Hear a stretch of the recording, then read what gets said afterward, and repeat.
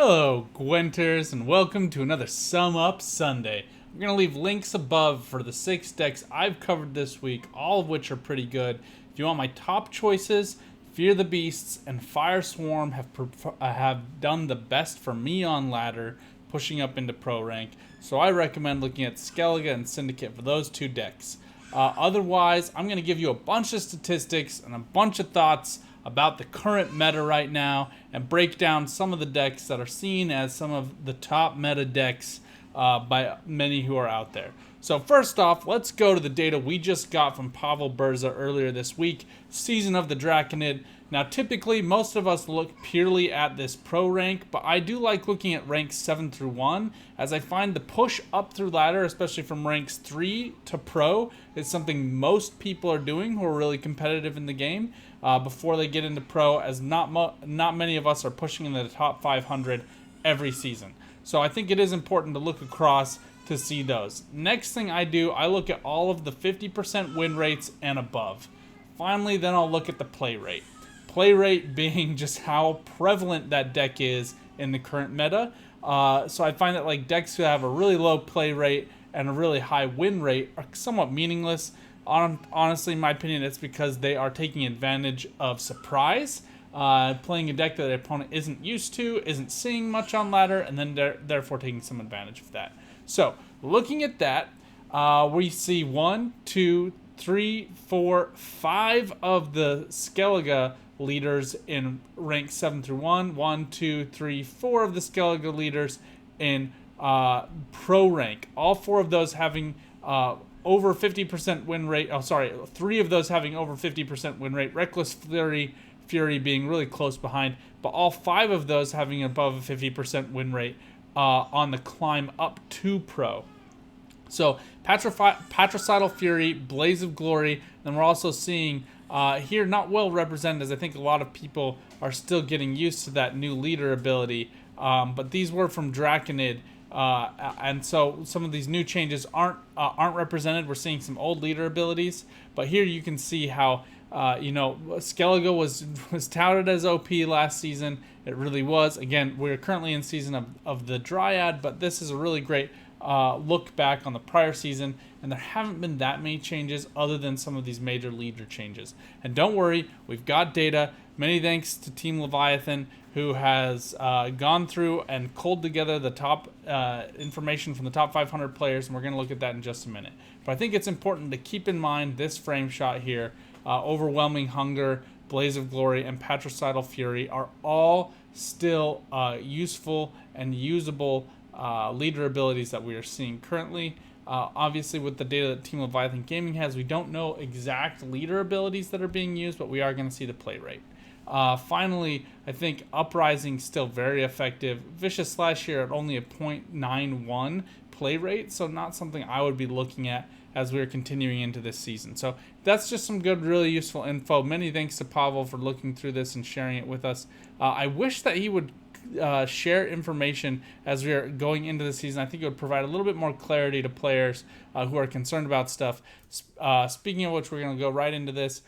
He released earlier this week on September 9th. He said, looking into higher ranks and pro statistics, we can see that Shield Wall is in line with other leader abilities in regards to win rate, currently in 4th place. Thus, we're not planning a hot fix right now. Obviously, I assume he means pro rank. That's usually where most people are complaining, as that's where the competitive edge of the game really truly matters. What you do up until pro rank, you can just use one faction and go all the way. Most people are frustrated because they are trying to build those other 3 factions and get the highest possible FMMR for each of those individual factions, adding up to their total MMR, which is how you're totally ranked. And in some, and if you can get into the top 64, play in the opens and the top 64 plays.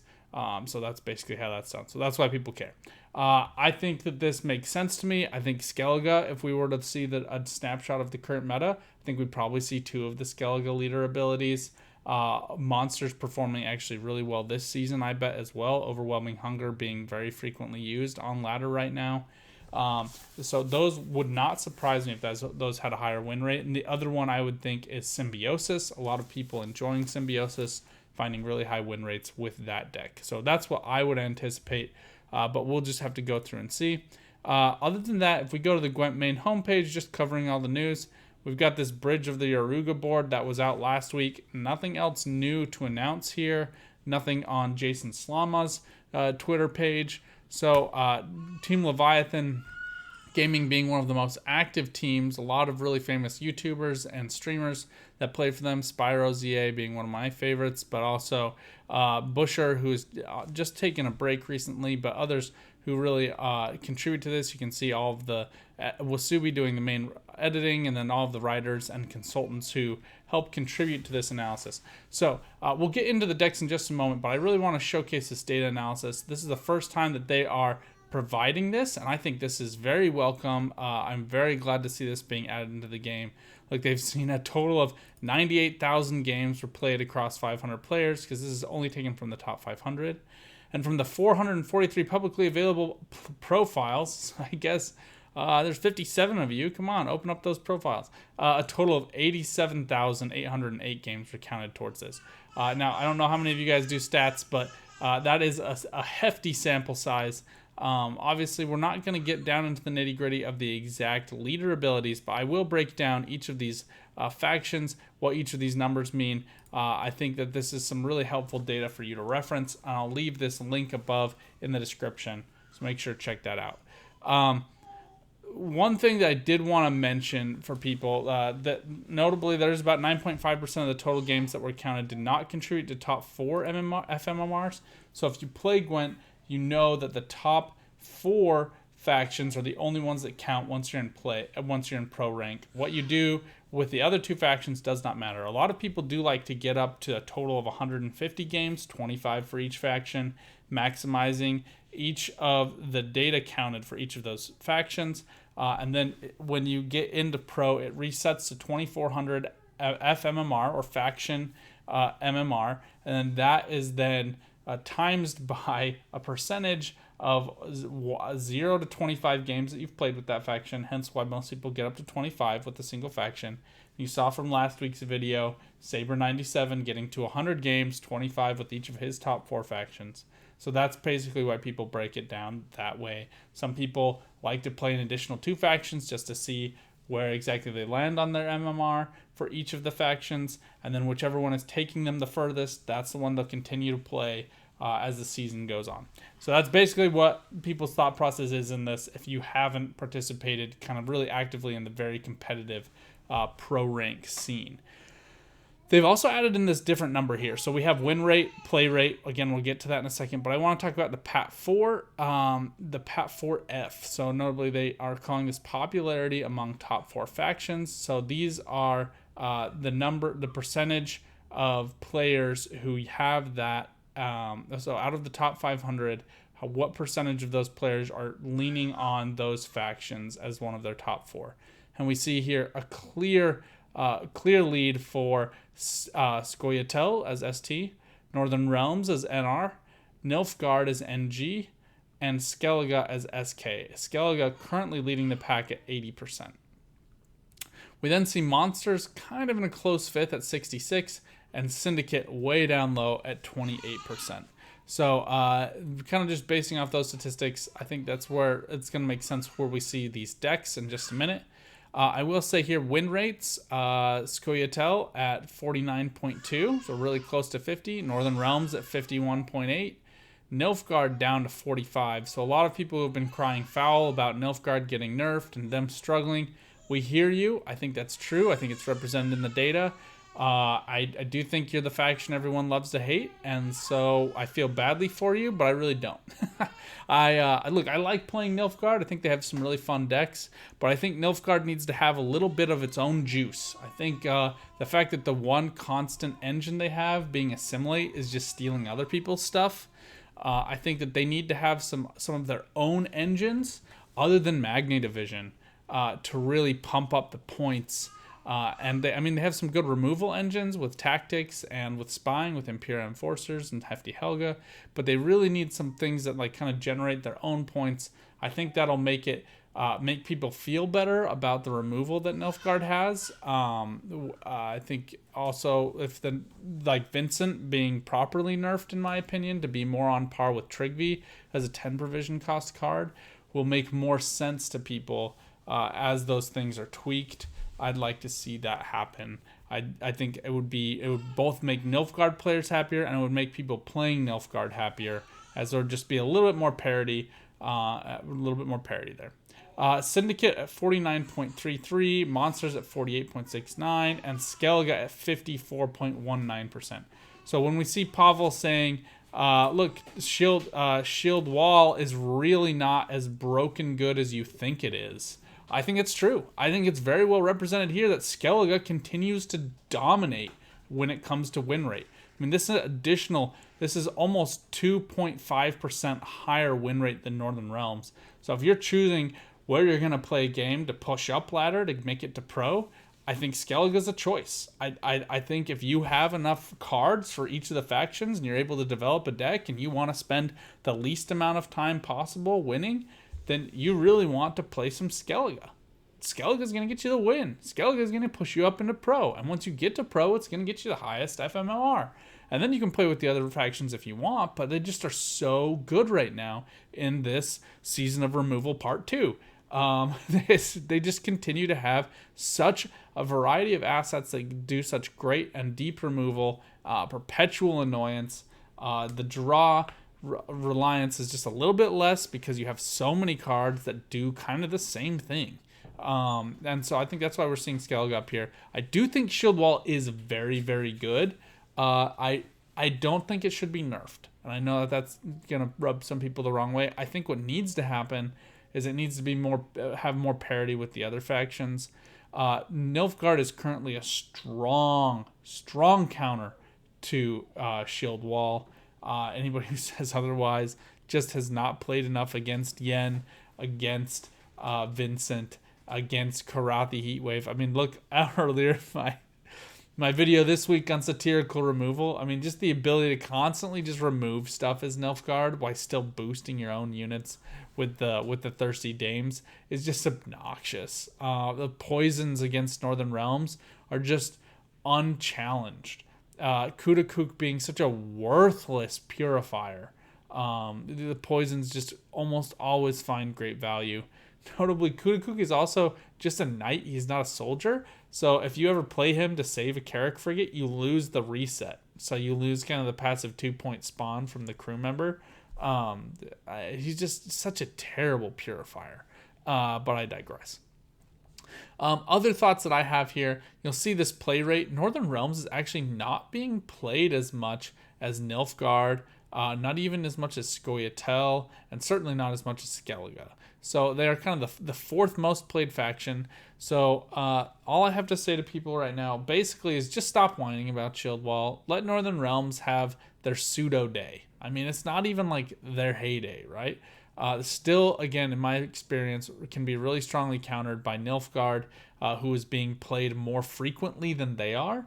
So your chances of queuing into Nilfgaard are virtually 1 in 5, which is obviously much greater than 1 in 6. Northern Realms being much closer to that, but much more difficult there. I will say I have really enjoyed the Fireswarm deck, and they are getting very little play comparatively. And have a decent win rate. I mean, here falling in at actually the third highest win rate behind Skellige and Northern Realms and then Syndicate. And because of their low play rate, you can kind of make your own special deck and get some really good value. Anyway, enough about numbers. Let's talk decks. Again, links up here in the description. And the best way to just kind of copy these, just click import deck. That's going to take you over to the website. You'll then press import into my decks. It'll then just kind of like directly channel itself into your deck if you have all the scraps. Otherwise, if you're missing some cards, which I think I am missing some, not from this deck, down in tier 2. I think I'm missing one here.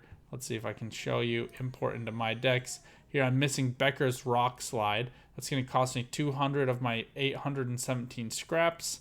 I just kind of have to decide how valuable that is to me. You can't import the deck with everything except for one card, so I recommend just having this up in one screen and then having your game up in your other screen, and that will allow you to kind of just like copy the units one by one going through those.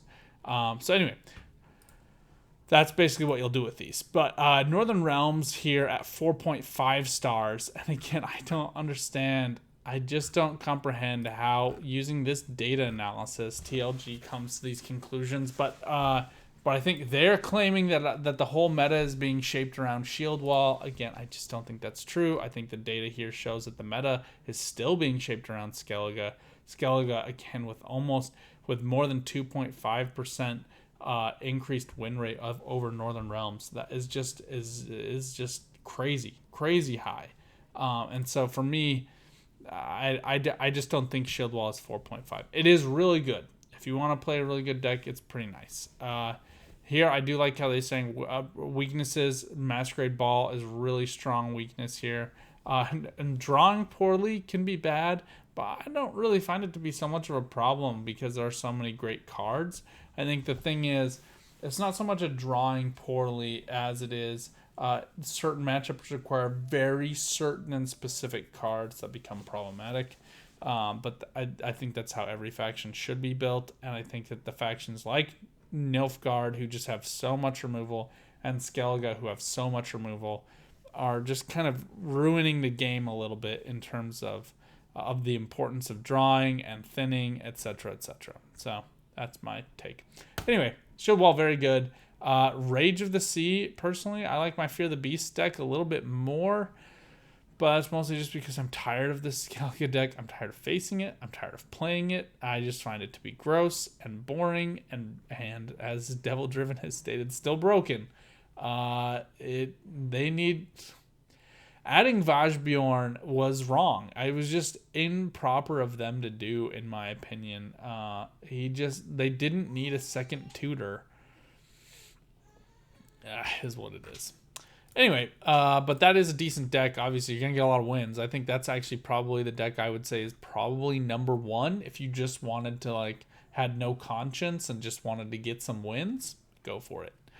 This Nature's Gift Symbiosis deck that Spyro has up, I know Specimen Gwent has put it up, as well as Ace of Plays has a really fun one as well. So just like a really hyper-aggressive decks, including Karathi Heatwave to just wreck stuff. Becker's Rock Slide for the 8-point damage and removal.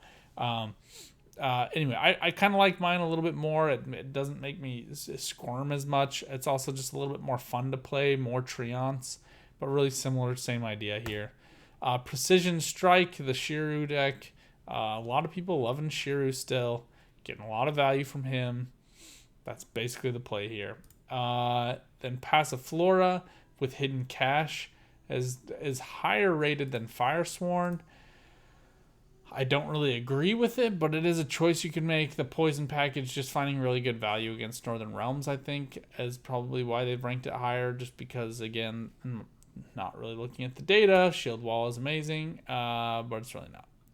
And then we have here Fireswarm, which I think is one of the best decks just for fun play. If you're new to Syndicate, try this deck out. I think you'll enjoy it. I think it is much easier to play than many of the other Syndicate decks. You don't have to worry about tributes as much. Horson Senior kind of really being the only tribute, as well as Jacques. But you don't have to think too hard. The coins are important, but not utterly necessary. So just have some fun with that. Frost Hunger, it's okay. This deck can really stumble a lot. I think artifact removal, losing Haunt can hurt you. But I think that this that doesn't have enough removal for really tall or protected engines. Organic removal I think is a little bit better with Predatory Dive. This one not carrying Predatory Dive. I also think this deck struggles a lot with tempo. Goliath is here, and then we also have Detlef Higher Vampire with the leader charges, but it kind of hamstrings you for other plays, and so you don't have as much flexibility as you really need in order to get maximum value there. So not my favorite deck for monsters, but it is one a lot of people are still using. They like to do that, and so you go for it. I personally, I really like organic removal a little bit more. Masquerade Ball still getting a lot of love. Imposter, I think, is the better leader ability here. Such great synergy with Vanhamar. Also good with Vautier if you'd like to use Vautier instead of maybe like Brothans here. But I think Brothans is one of the best tempo plays that Nilfgaard has available to it. And a really good shutdown play. The ability to take out Indrega Larvae and get boosted up to a 4-point unit is just nasty. Just really good. Nobody else really has that much flexibility. Like Falibor getting close, but not all the way there is probably the only second. The Nova Hypothin, this is a fun deck. It's a little crazy and a little complicated. You got to keep Imperial Golem and or Tibor in your deck in order to get maximum value, but you do have a lot more tempo with Ciri Nova now. So if you are looking for a Nilfgaard deck that's kind of fun to play and that you can like really screw with your opponent's mind, this works really well. I think the boosts to Imperial Brigade and the Hunting Pack, we'll just open this up to show you, but allowing you to summon each of these for a total of 8 points onto the board is really good.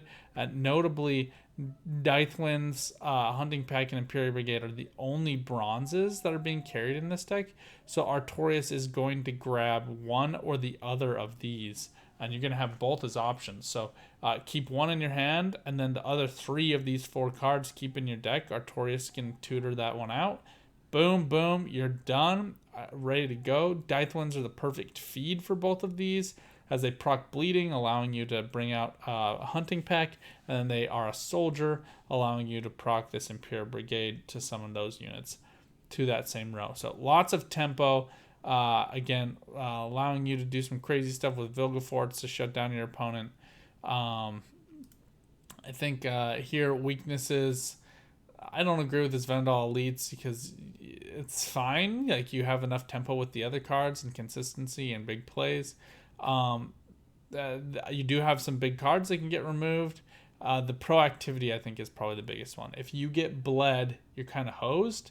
That said, Ciri Nova has such powerful carryover. If you can get around purifies from your enemy or like predatory dives that automatically erase her at the beginning of a round, if you can play around that, having that 8-point carryover is huge, especially if you're playing into short rounds. This is true too. You have to make sure that you have the procs in order to get these out. If people are just like removing your Dythwins, and you only have those other 2 soldiers, you can run into some real problems. But I find Menno often sticks out here, and then often is here to play as well. And you just get this tactical decision with Morvran to get the perfect lineup in your hand. Is just so incredibly valuable. So anyway, that's kind of my breakdown, my thoughts about these. Let me know what you guys think in the comments down below. Please like if you like this video. Please subscribe if you want to see more. Again, this is a Sum Up Sunday. We cover a deck every day of the week, except for Sundays, where we cover some Gwent news, some of the things that I see out here in the Gwent world to give you guys the best snapshot of everything that's going on and how you can improve your gameplay, be a little bit more competitive, or just enjoy the scenery of what is going on around you in the Gwenting world, and relax and play your favorite deck and not have to worry about any of that stuff. Something I like to do from time to time. But until next time, good luck on the path, and get out there and keep on Gwenting.